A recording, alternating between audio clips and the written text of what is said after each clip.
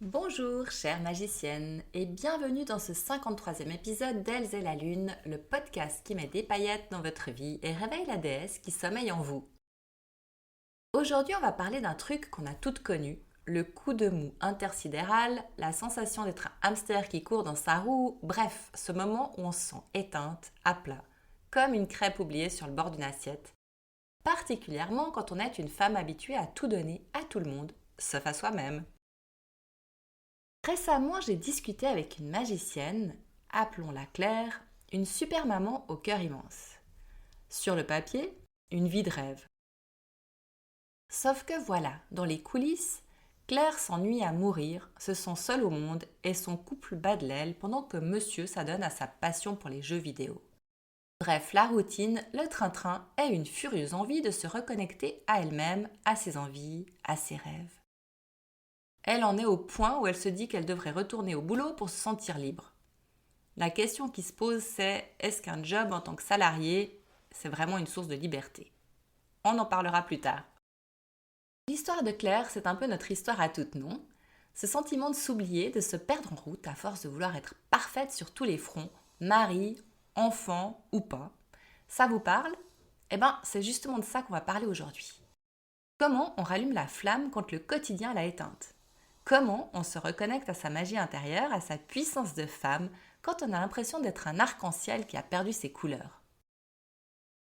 Accrochez-vous à vos baguettes magiques, car la bonne nouvelle, c'est qu'on peut retrouver cette lumière intérieure, même quand on se sent au fond du seau. Et pour ça, on va explorer ensemble des outils fantastiques, des potions secrètes, en nous appuyant sur notre allié de toujours, notre cycle féminin, notre connexion innée avec les rythmes de la lune. Prête pour un voyage au centre de vous-même? Allez, on décolle! Je suis Anouk Troyet et je vous souhaite la bienvenue chez Elle et la Lune, le podcast inspirant qui va vous aider à entrer en action afin d'incarner et briller de tous les feux de votre belle puissance féminine. Alignement, liberté, osons notre féminin sauvage, célébrons l'énergie féminine, honorons notre nature lunaire en nous connectant à notre véritable essence. Alors préparez-vous pour un merveilleux voyage à travers le cosmos féminin. Sans plus attendre, je laisse la place à l'épisode du jour. Bonne écoute! Alors comment raviver cette flamme intérieure? Comment se reconnecter à sa féminité lorsque, comme Claire, on se sent déconnecté de soi-même, englué dans un quotidien qui nous étouffe? Pour répondre à cette question, je vous invite à lever les yeux vers le ciel nocturne et à contempler notre fidèle compagne, la Lune. Car la Lune, mesdames, est bien plus qu'un simple astre.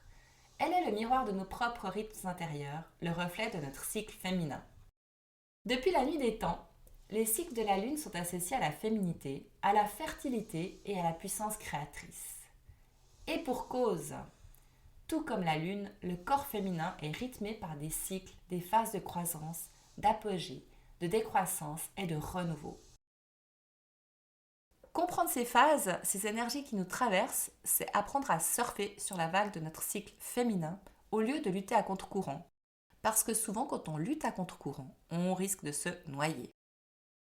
Et puis, c'est aussi se reconnecter à une sagesse ancestrale, à une puissance intérieure qui, à force d'être ignorée, finit par s'éteindre. Pourtant, notre cycle, c'est vraiment une boussole intérieure.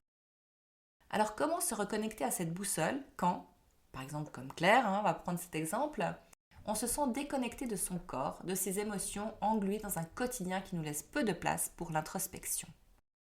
Comment faire émerger ces ressentis enfouis sous des couches de fatigue, de stress et de routine? Alors comment faire? Pas besoin de s'exiler dans un ashram pour se reconnecter à soi. Quelques rituels tout simples que vous intégrez à votre quotidien pendant au moins 21 jours, ça c'est le temps qu'il faut pour que ça devienne une habitude. Ces rituels simples, ils vont suffire à réveiller la déesse qui est en vous. Donc le premier, c'est le journal lunaire, votre grimoire magique. Alors je l'ai déjà mentionné, mais il est tellement puissant que j'ose me répéter. Chaque jour, notez vos ressentis physiques, émotionnels dans un carnet, un mandala lunaire ou encore mieux dans mon e-book. J'ai un e-book qui est créé exprès pour ça. Il s'appelle Toutes les femmes que nous sommes. Vous pouvez le trouver sur mon site. Et il est fait pour ça. Il y a des tableaux d'humeur, il y a tout le nécessaire. Il y a un mandala lunaire aussi que vous pouvez imprimer. Et puis, ça permet au fil des cycles de pouvoir décrypter les messages cachés de votre corps et de votre cycle. On va reprendre Claire. Elle réaliserait à quel point elle a besoin de calme pendant sa phase de sorcière. Et non, c'est pas impossible, même avec des enfants. J'en ai moi-même élevé 2 et j'étais toute seule pour le faire, comme malheureusement pas mal d'entre nous.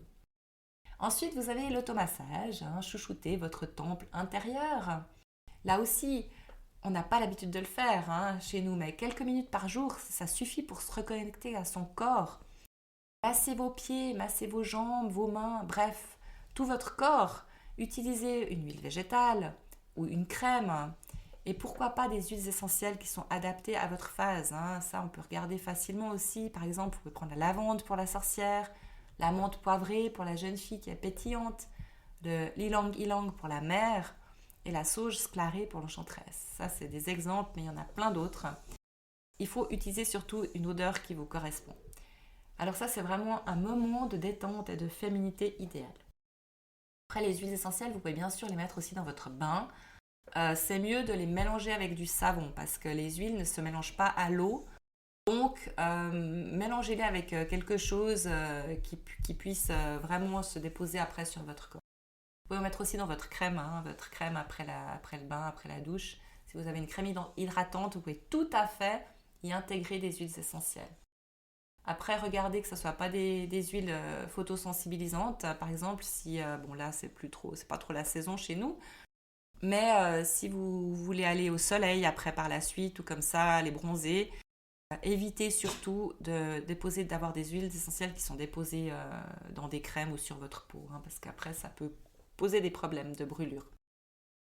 Et ça, on trouve toutes les indications sur internet, c'est génial. Alors, ensuite, on a aussi la respiration consciente. Ça, c'est votre pause anti-stress. Inspirez, expirez. C'est la base et c'est magique. Quelques respirations profondes plusieurs fois par jour. Hop, le stress s'envole, le calme revient. Ensuite, ça c'est un truc que je pratique très souvent, même si mes voisins, s'ils me voient, ils doivent penser que je suis un peu cinglée. La danse et le chant. Libérez la déesse en vous. Mettez la musique à fond et laissez votre corps s'exprimer. Dansez, chantez sans retenue, sans jugement. Ça c'est un exutoire qui est génial pour libérer les émotions et se reconnecter à sa joie. Claire pourrait même en faire une activité avec ses enfants. Là, il y aurait des fous rires garantis. Moi, je rigole même toute seule dans mon salon quand ça me prend. Et en plus, au niveau du fitness, c'est absolument génial. Alors ensuite, ça dépend de quelle sorte de danse vous pratiquez, évidemment. Moi, c'est plutôt le rock. Alors ensuite, on a la nature, qui est notre source d'énergie vitale. Un câlin à un arbre, une balade en forêt, les pieds dans l'herbe. Reconnectez-vous à la nature, notre terre-mère. C'est simple. C'est gratuit et c'est tellement ressourçant. Une promenade quotidienne et puis hop, c'est une dose de sérénité. Et puis pour les citadines, pourquoi ne pas créer une petite jardinière chez vous? Ou alors vous adonner à la lithothérapie. Les cristaux, ce sont de merveilleux et puissants joyaux de la terre. On peut vraiment se soigner rien qu'avec des magnifiques pierres, qu'on les porte en bijoux, qu'on les porte dans le soutien-gorge, qu'on mettre dans une poche, qu'on dorme avec, c'est incroyable. Ensuite, on a aussi évidemment l'aromathérapie. On parlait tout à l'heure des huiles essentielles qui sont aussi incroyables et qui permettent de fabriquer des super recettes. Que ce soit pour soi-même, pour la maison ou pour les animaux. Il y a un site en France qui est absolument incroyable. C'est là-bas d'ailleurs que je me fournis parce qu'il y a les recettes, il y a aussi les récipients, il y a plein de conseils. Ça s'appelle Aromazone. C'est vraiment génial, quoi. Si vous êtes prête à intégrer ces rituels magiques dans votre quotidien, il existe vraiment une multitude de chemins pour se reconnecter à son corps, à ses ressentis, à sa féminité profonde. L'important, c'est de trouver des pratiques surtout qui vous parlent à vous, celles qui résonnent en vous, celles qui vous font du bien, et de les intégrer dans votre quotidien. Et puis faites-le par petites touches. Parce que je sais ce que c'est, je sais comment on se sent quand on est au fond du trou, quand on n'aime pas bien, quand on a envie de rien.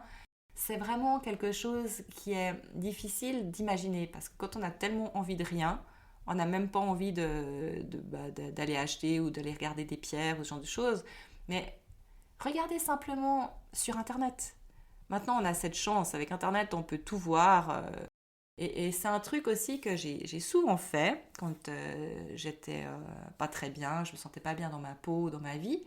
C'est simplement d'aller sur les sites et puis de faire mon shopping. Donc je mettais des trucs dans les paniers, des trucs que je trouvais super. Et puis à la fin, je vidais le panier. Et puis voilà, ça m'avait pas coûté un centime. Mais j'avais vraiment fait un shopping incroyable. Et surtout, il ne faut pas oublier que chaque pas compte. Chaque minute consacrée à vous-même est un cadeau précieux que vous vous offrez. Et surtout, soyez indulgente aussi. Avancez à votre rythme, sans jugement ni pression. La bienveillance, c'est la clé de voûte de cette reconnexion à soi. Et puis, plutôt que de toujours l'utiliser pour les autres, il faut vraiment d'abord l'utiliser pour soi. Alors maintenant qu'on a exploré ces pistes pour réveiller la magie en vous, apprivoiser vos ressentis et chouchouter votre corps, on va passer à la vitesse supérieure. Voyons comment honorer votre rythme intérieur, telle une déesse suivant les cycles de la lune pour retrouver l'harmonie et l'épanouissement de votre vie quotidienne. Alors restez à l'écoute parce que la magie continue d'opérer. Maintenant qu'on a papoté avec notre corps et qu'il nous a chuchoté ses petits secrets, il est temps de traduire tout ça en actions concrètes. Fini le temps où l'on subissait notre cycle comme une malédiction divine. Maintenant, on va en faire notre allié, notre baguette magique pour une vie plus harmonieuse, plus pétillante et plus magique. Vous l'aurez compris, il ne s'agit pas de devenir une ermite perchée sur sa montagne, quoique moi j'aime ça de temps en temps, ni une superwoman capable de tout gérer en talons aiguilles. Non, non et non. L'idée, c'est plutôt de se concocter sa propre recette magique. Vous pouvez piocher dans les sagesses ancestrales de nos amis les phases lunaires, sur Internet, dans des podcasts, dans des livres, et les adapter à votre sauce. C'est important de les adapter à notre vie de femme moderne, de maman, de working girl, ou de tout ça à la fois, parce qu'on a souvent tellement de casquettes qu'on s'y perd. Devenez la chef d'orchestre de votre vie. Imaginez votre cycle comme une symphonie avec ses moments calmes et ses envolées lyriques. À vous de jouer les chefs d'orchestre, en plaçant vos activités au bon moment pour un maximum d'harmonie. Si on prend par exemple la période de la sorcière, du 1er au 6e jour du cycle, c'est la phase cocooning, chocolat chaud, pyjama pilou. Alors on se la joue cool, on lève le pied, on se chouchoute. Déléguez ce qui peut l'être, même si c'est juste demander à chérie de sortir les poubelles. Et si, comme Claire, vous avez l'impression que la charge mentale va exploser, c'est le moment de sortir la carte magique du Joker repos. On le crie haut et fort si nécessaire. Aujourd'hui, je fais le minimum syndical et c'est tant mieux. Le monde ne va pas s'écrouler, promis. Profitez-en pour hiberner, rêvasser, recharger vos batteries. C'est votre moment sacré, profitez-en. Ensuite, on a la jeune fille du 7e au 13e jour du cycle. Là, ça y est, vous vous sentez pousser des ailes, l'énergie est au rendez-vous, vous avez envie de déplacer des montagnes. Parfait. C'est le moment de sortir votre agenda et de planifier tout ce qui vous fait vibrer. Nouveaux projets, organisation, sport, sortie. Faites chauffer la carte bleue, avec modération quand même. C'est le moment de vous faire plaisir et d'agir avec un grand A. Ensuite, on a la mer du 14e au 20e jour. Vous rayonnez, vous charmez. Vous êtes au top de votre pouvoir de séduction, et pas seulement envers chérie, mais envers la vie elle-même. C'est le moment de briller en société, d'organiser des dîners, de câliner vos proches et d'avoir des discussions profondes. Pas trop prise de tête quand même, on est là quand même pour kiffer, hein. Alors profitez de cette période pour créer du lien, pour répandre l'amour autour de vous, telle une fée bienfaitrice. Ensuite, on a l'enchanteresse, du 21 au 28e jour. Attention la zone de turbulence, c'est la phase gare à vos fesses, celle où on a envie de mordre mais aussi celle où notre intuition est en mode radar puissance 10. Profitez-en pour faire le tri dans vos placards, dans vos relations, dans vos pensées. Débarrassez-vous de tout ce qui vous encombre, de tout ce qui vous plombe. Et si l'envie vous prend de hurler sur le premier venu, transformez cette énergie en créativité. Écrivez, peignez, dansez, chantez, bref, exprimez-vous. L'enchanteresse, c'est un peu notre part de femme sauvage à nous. Alors on l'assume et on la laisse nous guider vers ce qui est vraiment important. Et puis, n'oubliez pas, un bon stock de chocolat peut s'avérer très utile pendant cette période. Vous n'êtes pas seul au monde. Votre famille, vos amis sont là aussi pour vous épauler. Alors on arrête de vouloir jouer les Wonder Woman H24 et on apprend à communiquer ses besoins. Dites-leur quand vous avez besoin d'une pause, d'un câlin, d'un coup de main, d'un fou rire ou juste d'un moment de silence. Vous verrez, la plupart du temps, ils seront ravis de vous aider pour peu qu'on leur explique gentiment de quoi on a besoin. Le partage des tâches n'est pas un concept utopique. Ensuite, votre sceptre magique, savoir dire non. Ah, le pouvoir du dire non. Un mot si court mais si puissant. Apprenez à le dégainer plus souvent, ce petit mot magique. Non, vous n'êtes pas obligé de tout faire tout le temps. Non, vous n'êtes pas obligé d'accepter cette invitation qui vous barbe ou de rendre ce service qui va vous épuiser.